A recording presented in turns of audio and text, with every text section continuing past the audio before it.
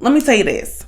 If you're around a group of men and they say, oh, don't worry about her, she's cool, you've been tolerating bullshit. When I was just a little girl, my mama used to tuck me into bed and she read me a story. It always was about a princess in distress and how a guy would save her ending up in the glory. Hey, I lie in bed and think about. Do you guys remember that part where Sabrina Bryan was like, I lie in bed and think, and like her hat was like to the side. I lie in bed and think about the person that I wanted to be. You know, she was like, I lie in bed. She was feeling that hat. Oh my God. She loved that hat. It's so crazy because the other day, I was watching We Said What We Said with Ricky Thompson and I'm sorry, I'm losing his name. I smoked. It's not you, it's me. Ricky Thompson and Denzel Dion. Duh. And Adrienne Bailon was on that episode and she was just talking about the auditions and things like that. She deadass said that Solange was supposed to be Aqua.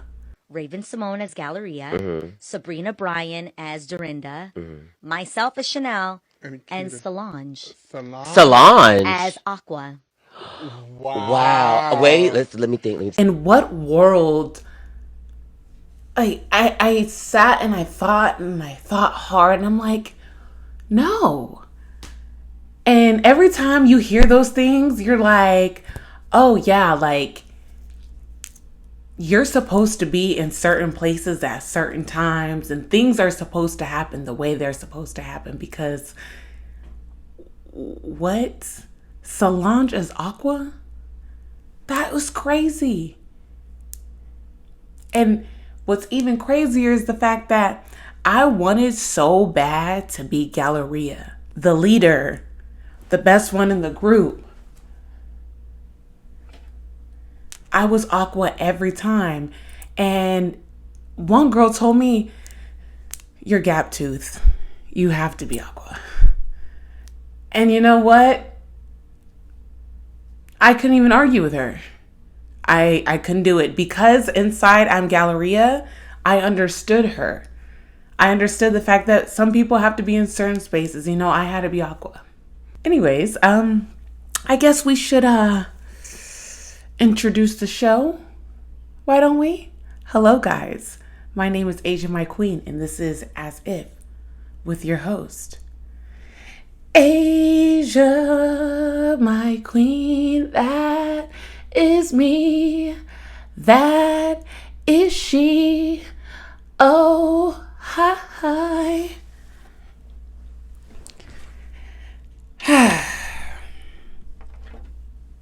I thought today was Sunday. Being unemployed, you just don't know where the days go. And, you know, it's just like every day is a weekend. Let's drink some water. Because we're going to be talking a lot. So, the two things we'll be talking about today are the cool girl. Why you always lose if you're considered the cool girl, especially to men. Then the second thing we're going to talk about is jealousy in your relationship. All the things that we've been talking about on the internet about boundaries and relationships. I want to get on here and talk about it. Yeah. Okay. So first, let me bring out my notebook. Being the cool girl, you will always come up short. Oh, actually, I need that open. Shit. Okay. Let me tell you this. If you're around a group of men and they say, oh, don't worry about her, she's cool, you've been tolerating bullshit. I feel like the fact that I like women and I also come off pretty masculine in a lot of spaces, I feel like people have easily put me in the category as the cool girl, right? And I'm not what you call a cool girl. The cool girl allows you to say disrespectful ass shit. The cool girl has no boundaries. In the past, I have allowed men to make me feel uncomfortable because I did not want to be considered the crazy woman. I did not want to be considered the Debbie Downer, the woman that fucked up the fun. When you think about how much they benefit versus how much you benefit from you being the cool girl, it outweighs drastically. You're putting yourself in positions where you are allowing people to make you feel uncomfortable. You are allowing people to probably make comments that don't sit right with you. But it's just jokes. But I'm trying to, be in with the guys and things like that. You're going to lose every time. You're losing every time. I never wanted to be considered the girl that messed up the fun. Now, at this big age, the party's over. Fuck you and fuck you and fuck you, right? If I am feeling uncomfortable, if I don't like how you are treating me, if I feel like you are crossing the line, I'm going to say something. And if I'm not considered the cool girl because I'm saying something, then that is fine. I don't want to be considered cool to somebody that wants people to tolerate their disrespect. I always think about why we end up in these spaces, and everything is just about us wanting to survive. I always end up here. Everything is about us wanting to protect ourselves, and sometimes just not saying anything feels easier at that moment. But then as you continue to allow people in your space who make you feel uncomfortable, you are knocking your self-esteem down one at a time, because your body really wants to trust you. Your body really wants you to put it in comfortable positions, and it gives you these signs to exit. And sometimes these signs are rooted out of trauma. Sometimes, y'all gotta work together. But if you're continuously getting these feelings that you are uncomfortable and you continuously put yourself in that space that you are uncomfortable with, your body is not going to trust you. Your body told you it was uncomfortable. And you're just arguing back and forth with it instead of either taking some time to talk about it, process what the hell's going on, or draw a boundary where it needs to be drawn at. Hey, no, you're not going to talk about my ass. You're not going to be talking about how you would fuck me. You're not doing that. If you're supposed to be my friend, those relationships just aren't the relationships for you if they cannot honor that boundary. And also, I really do think that a lot of men have been able to go around and make women feel uncomfortable. So some of them are dickheads, okay? So don't get me wrong. They know that they're making you feel uncomfortable and they don't care. But some of them have literally gone throughout their whole life, which is so insane to me. So insane to me. Oh my God, I cannot believe I'm gonna fucking say this. But some men have been able to go throughout their entire lives making women feel uncomfortable and never get checked for it. Never. And you know that because when you do check them, they're surprised. It's like, bro, you literally just said you would fucking rape me. And when I tell you guys, I'm not exaggerating. This man literally looked me in the face and told me, Yeah. Anyways, we're not going to do that. But they go around and they're literally, and I'm talking about 40, 50-year-old men. I cannot express to you the stories that I have heard and how a lot of men don't know that they're rapists. I can't even, I wish this dude said he found a woman at the airport drunk and he and his friends started sucking her tits. Yes, I'm not fucking lying to you. I'm not lying to you. And he's telling me this story amongst other wild shit he's done. And a lot of the wild shit is like, oh, I was involved in a police chase because I had drugs in a car. Or I jumped off a 3-story building. Like, just things like that. And then he gets to this story as if it's just casual. So when he got to me, I was like, that's our word. And he was like, no, it's not. And I'm like, buddy, you're admitting rape to me. Huh? And he literally was just like wanting to argue me down about it. And like, there's no argument. Like, we're not debating about this. Yes, you did. But I'm sure that story had been told multiple times and everybody was like, oh my God, what? It's like literally insane. It is so insane to see what people have been able to get away with. And the thing is, he expressed that shit to me because I was the cool girl. I was the girl people were able to make inappropriate comments to. And I'd be like, stop. And I just like laugh it off. So it's cool to, because you're one of the guys. I could tell you this story. But I have this thing that like men do not hold each other accountable in general. Them cool girl days is over. We all, man, oh man, oh man. Oh, I just want to hug you. I just want to hug you. I just want to hug the younger me. Oh, I just want to hug her because she just wanted to be included. She just wanted to be accepted. And she does not deserve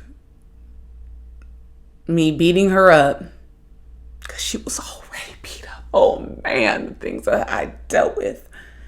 But she does not deserve me beating her up for some of just the egregious decisions I've made. But I say all that to say, if you're the cool girl, or if you hear a man call you the cool girl, run for the dickens. And look in the mirror and do some self-reflection because there's obviously a reason why they consider you to be cool. Not because you watch sports or you know what I don't even know any sports lingo. Oh my God. But yeah. You're not the cool girl because you like sports, babe. You're not the cool girl because you can recite Nas's first album track by track. They're calling you the cool girl because they're able to say disrespectful ass shit about women. And you allow it.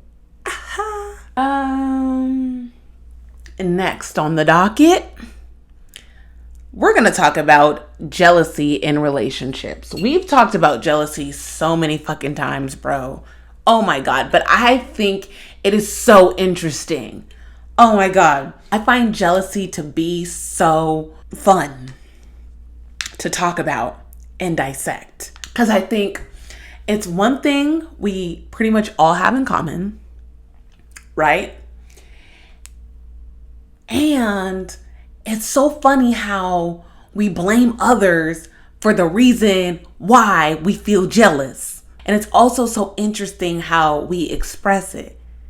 Because I think some of us are able to just be like, ooh, that stings. And then some of us wow out. Okay? And everybody's been talking about this, okay? So I ain't the first. That damn Jonah Hill and Keke Palmer's baby daddy, isn't that shit crazy? It's so crazy how those things worked together. But I have 3 brothers, right? And we talk a lot about how they want their significant others to, I want to tread lightly. We talk a lot about how they want their significant others to present themselves. And, we differ for a lot of reasons. And I'm not going to get into my brother's business. I'm not going to do none of that. However, I do think that it takes a certain man, certain person, I don't even want to put a gender on it. It takes a certain person to be able to be with somebody with a big personality or somebody who gets a lot of attention. And I think that was the issue. And I don't want to really narrow it down to like what Keke Palmer done said, what her man done said, what Jonah Hill done said, anything like that. Because we see this on an everyday basis. Just go look at an influencer's comments that, shows that thing, right? I'm sure you could find a man in them comments talking about how she probably won't ever get married because she's posed like that. How maybe she doesn't have a man because she keeps posting with her ass out or with her or in revealing clothing. We hear this all the time, so we don't have to narrow the topic down to what done happened with them two, right? I have been in the position where somebody has been like, listen, you and I are not going to work out. Your personality is way too damn big and I just can't do it. In which I respect, because you ain't got to be here. Where I get pissed off is when you stay and then try to change somebody. What makes you think, like, it's almost like coming into somebody's house, not liking the way their furniture is set up and start moving their shit. What are we doing here? And then you call it a boundary. Like, I just can't take it. You're going to have to change. Buddy, going back to homeboy not want to mess with me anymore because my personality was too big. Since then, I've just always thought about how everybody should just be with who matches them. Like, why are you saying you want yourself a modest woman and trying to tie down a girl that you met at the club? I'm so confused. And to be honest, why are you a girl at the club who wants a relationship with somebody who is comfortable with that shit? Why are you locking up with a man who wants a modest woman? Why are we doing this? Human beings do this a lot though. They see something that doesn't fit and they will try to force it to fit. It doesn't fit. Okay? That key is not going to unlock that door. Give it up. No matter how hard you try, the door isn't going to open. You're just going to break the key. Move on.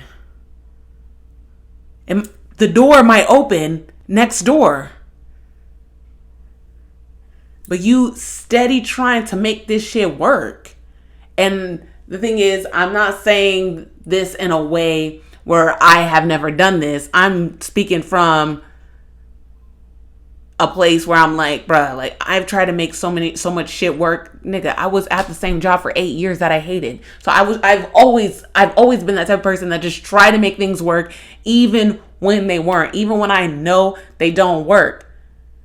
I think a lot of our frustrations come from the fact that we are choosing to be with people that we know aren't going to work out.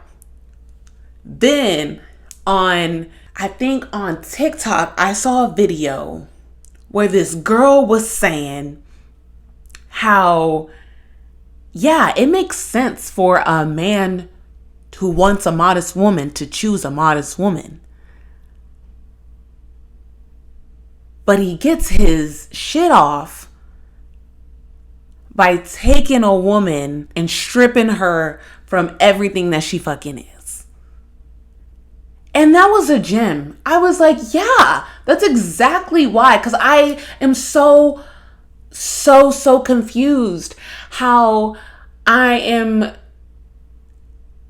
don't go to church, okay? Okay, I don't go to church. But I be seeing all these church girls crying about how they don't want to be single, they want to be married. But then I see men over here who talk about how all these women are hoes, or I just want a woman who don't dress like this, or I just want a woman who don't have her ass out or be at the club shaking ass. She is right here. So where are we? What's going on? Christian mingle, attend church. Come on now. You're going to bars to find women and then going on Twitter talking about some, man, ain't nobody wifey type nowadays. It's like, bro, there are women out there that are like, I am saving. Okay, why am I doing that voice? Because I'm not trying to shade none of y'all. You know, it's your preference. I believe that women should do whatever they want with their bodies. And that means if you want to keep your pussy to yourself, if you want to cover up those ankles, you do that. Tink. But there are women out there that are like, I want to save my titties for my husband. And they are entitled to save their titties to their husband. So why aren't you guys going out there and getting those women? They're literally waiting for you. They want so bad to show them titties. They want so bad to show them titties. It's just like, I just don't believe in harassing people into being who they're not. I don't believe in getting into relationships, trying to force somebody to be faithful, trying to force somebody to be this way. Oh my God, you're not romantic. Oh my God, you're not this. I'm communicating what I want. And if you can't get it for me, somebody else can. Easy.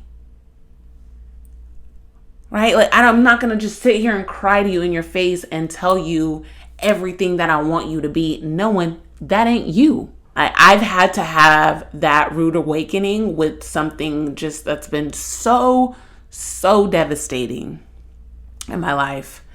I found out some crazy shit a few years ago that I'm just still processing. And I had to accept the fact that this person is who this person is. And then a few days ago on a phone, long story short, I found out one of my family members is, on drugs. And I'm on the phone with this person, and this person is like, yes, I do it. And what? Like, I'm not going to stop. So I had two choices. Either just love this person for who they are. Of course, the boundaries are going to be set a little tighter because, niggas who do drugs love to steal. So, our boundaries are going to be in a different way. But I want to love you for like who you are, right? Like, I cannot keep hurting myself and convincing myself that one day you're going to be who I want you to be or who I once saw you as. It just doesn't go that way. Like, you are literally going to drive yourself crazy trying to convince somebody to be something that they aren't. This nigga is not going to be faithful. Period. So either accept the fact that he is just not a faithful person and just stop stressing about it. Be with him. Share him and move along, or break up with him. Like, this person sat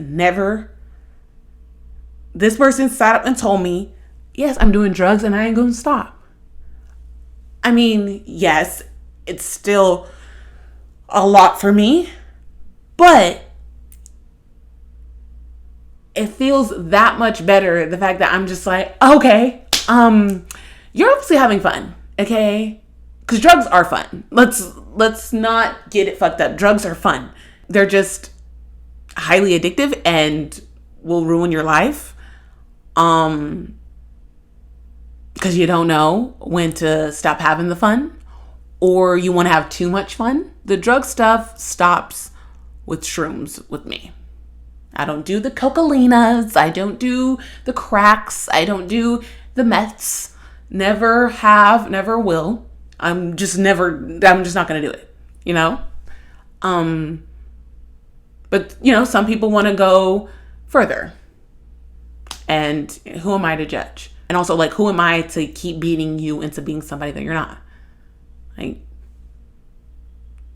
it's like, bro, I am a drug addict, okay? So either accept it or not. Or, you know, like, it's like, and I'm going to love you.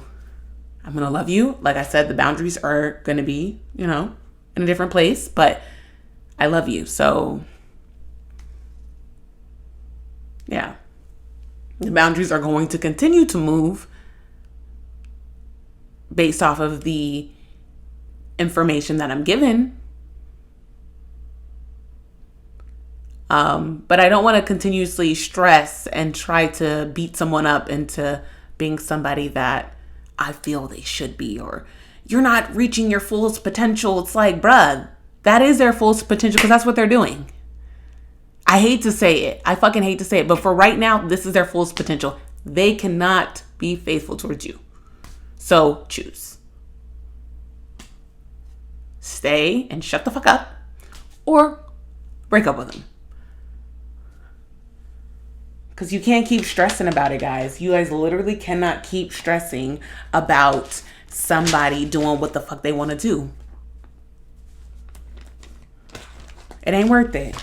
We are going to end this episode with a Q&A. I got my phone this time. So I don't have to get up, and I almost showed you guys my fucking pussy when I got up that other time. So I also asked you guys to share a story where you're just like reading somebody, right? Where you're just like, you know what? Fuck this motherfucker that did this and this and this to me. And this is what somebody said. I grew up in a female household in America that took their anger, frustration out on me due to absent father. Okay. Okay. You guys, I'm reading exactly what's here, okay? So don't diss me. I could read. When pandemic hit, I traveled world.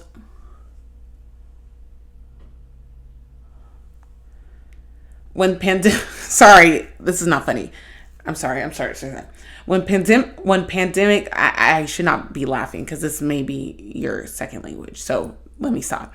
When pandemic hit, I traveled world, and now I live in Africa. I never loved Black women so much, being in a different environment where Black men could build families with them.